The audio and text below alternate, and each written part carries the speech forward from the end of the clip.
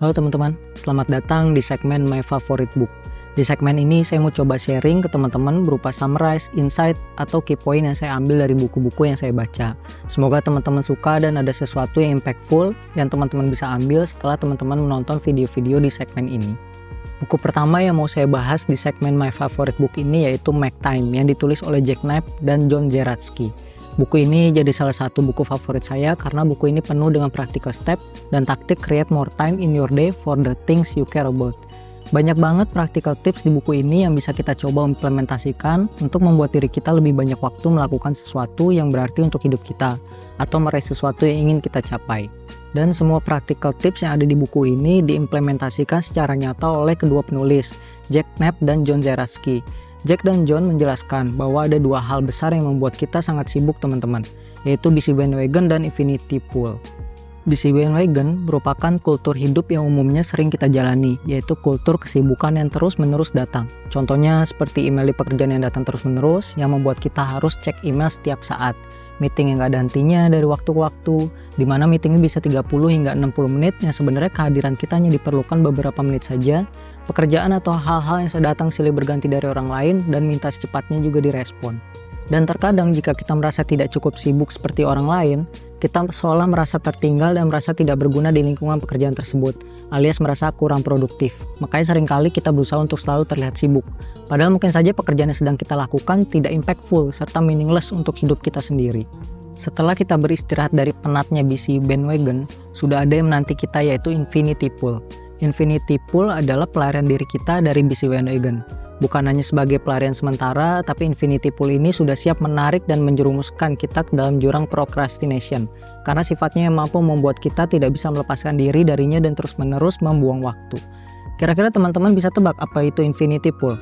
Jack dan John menjelaskan bahwa infinity pool merupakan aplikasi atau sumber konten yang terus-menerus diperbarui, seperti sosial media, website, atau game. Dimana kalau kita butuh refresh dari hal-hal yang membuat kita sibuk alias busy bandwagon, kita akan tertarik membuka sosial media, website, atau aplikasi lainnya alias infinity pool, yaitu kolam tidak berujung. Kita konsum konten, scrolling berjam-jam, kita buang-buang waktu untuk hal yang mungkin kurang penting. Infinity pool ini penuh dengan hal-hal yang mampu menjerumuskan kita dalam procrastination. Jadi kita bisa simpulkan ya teman-teman, bahwa busy bandwagon adalah kesibukan tanpa akhir, dan infinity pool adalah distraksi tanpa akhir. Untuk mencegah kita terjerumus ke dalam busy bandwagon dan juga infinity pool, kita harus belajar menjalani hidup dengan memiliki tujuan teman-teman. Di buku ini, Jack dan John memberikan 87 taktik make time agar kita bisa fokus keluar dari busy bandwagon dan juga infinity pool. Taktik yang ada di buku ini membantu kita memilih mengerjakan hal-hal penting di keseharian kita untuk menggapai goal atau target yang kita inginkan. Dan 87 taktik ini bukan hanya tentang pekerjaan ya teman-teman, tapi juga tentang hal-hal yang sangat relate dengan kehidupan kita sehari-hari. 87 taktik ini terbagi ke dalam 4 framework, yaitu highlight, laser, energize, dan reflect. Di dalam setiap framework, teman-teman bisa pilih salah satu taktik dan teman-teman bisa bereksperimen dengan mengkombinasikan satu taktik dengan taktik-taktik lain di masing-masing framework.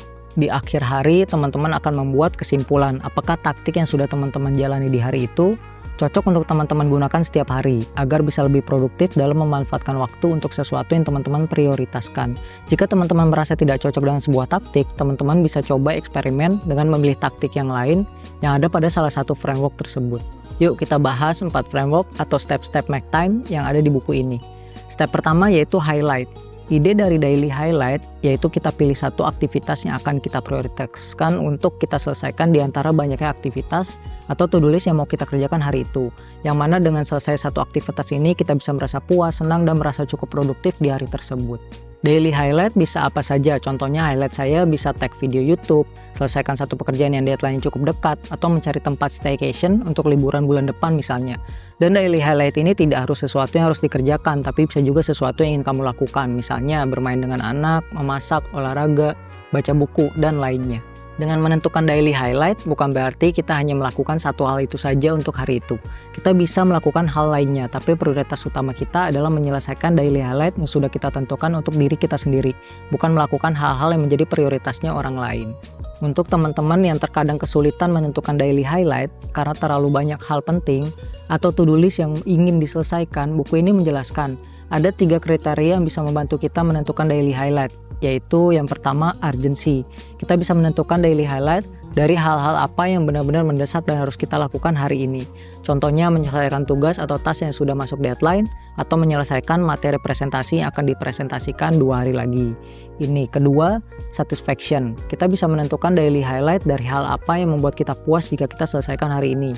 Contohnya menyelesaikan 5 skrip untuk konten sosial media, atau research destinasi untuk tujuan liburan bulan depan. Yang ketiga, joy. Kita bisa menentukan daily highlight dari hal apa yang bisa sangat membuat kita senang ketika kita melakukan refleksi di akhir hari. Contohnya sekedar duduk membaca buku atau menemui teman dan hangout bareng-bareng. Lebih kepada hal yang membuat kita bahagia. Teman-teman bisa memilih satu dari 3 cara tadi untuk menentukan daily highlight. Berikutnya ada 7 taktik yang ada di step pertama ini untuk mencari tahu daily highlight-nya teman-teman. Dan 9 taktik yang bisa teman-teman pilih untuk make time atau mengalokasikan waktu untuk menyelesaikan daily highlight yang sudah teman-teman tentukan sebelumnya. Biasanya saya membuat to-do list dan memilih daily highlight di malam hari sebelumnya untuk dikerjakan esok hari di jam yang sudah saya tentukan. Jadi saya benar-benar bisa fokus di jam tersebut. Step kedua yaitu leisure. Setelah kita menentukan daily highlight, maka kita masuki step selanjutnya leisure. Leisure merupakan kondisi saat kita benar-benar fokus dan memiliki energi untuk menyelesaikan daily highlight kita. Karena kita sudah memilih apa yang mau kita kerjakan dan sudah mengalokasikan waktu untuk hal tersebut. Namun distraksi selalu ada. Dengan perkembangan teknologi saat ini, gadget kita, smartphone, dan teknologi lainnya yang bisa menjadi hal-hal yang mengganggu fokus kita saat sedang mengerjakan highlight. Ketika otak kita mengubah konteks dari satu hal ke hal lain, maka ada cost dari fokus yang sudah kita bangun. Contohnya saat kita sedang mengerjakan sebuah tugas, lalu kita membalas chat di smartphone, ada switching cost di sini.